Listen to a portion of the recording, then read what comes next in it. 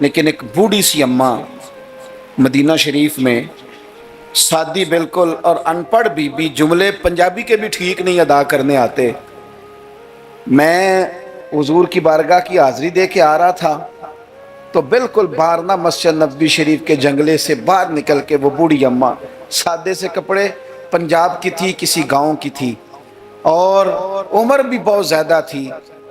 اس کے سادے سے جملے وہ دور بیٹھ کے نا، چونکہ قریب تو خواتین کا آنا درست ہے بھی نہیں اور وہ آنے بھی نہیں دیتے، پیچھے باہر ہم نکلے بازار میں تو وہاں نہ شاید کسی کا انتظار کر رہی تھی، بچے نے وقت دیا ہوگا کہ اماں تو یہاں بیٹھ جانا تو میں آ جاؤں گا، تو وہاں بیٹھی تھی.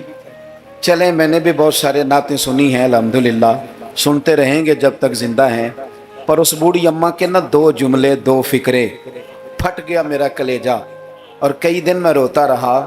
وہ اپنے لب و لہجے میں نا، اپنے انداز میں، سادے کپڑے اس کے اور سادہ پرانا دوپٹہ، اور زمین پہ اسی طرح بیٹھی تھی جس طرح غریب لوگ بیٹھ جاتے ہیں روٹی کھانے کے لیے، مزدور بیٹھ جاتے ہیں. پتہ کیا کہہ رہی تھی؟ نعت کیا پڑھ رہی تھی؟ کیا اس کا انداز تھا نعت پڑھنے کا؟ وہ کبھی دیہاتوں میں سادی عورتیں جس طرح بات کرتی تھی، ہماری بوڑھی مائیں اس طرح وہ بات کر رہی تھی، اور اشارے کر کے نا مدینے کے در و دیوار کی طرف اپنا مزہ پورا کر رہی تھی. کہہ رہی تھی ویکھو نہیں ویکھو.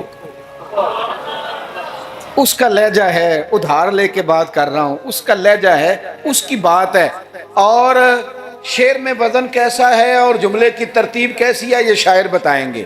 مجھے تو لطف آیا تھا تو میں بات آگے نقل کر رہا ہوں. وہ کہہ رہی ہے اور وہ مطلب عوام کو متوجہ نہیں کر رہی، وہاں تو ہے ہی کوئی نہیں، اکیلی بیٹھی ہے، اپنا ذوق پورا کر رہی ہے. اور لگتا ہے کہ وہ نا، مجھے یوں لگتا ہے کہ جیسے نا وہ حور و غلمان کو متوجہ کر کے کہہ رہی ہے، اور اس کی آنکھوں میں آنسو ہیں. تھوڑی دیر اتنا روتی ہے کہ آواز بھار آتی ہے اس کی، پھر دوبارہ بات شروع کرتی ہے، پھر اپنے پلو سے آنسو پہنچتی. کہتی کیا ہے؟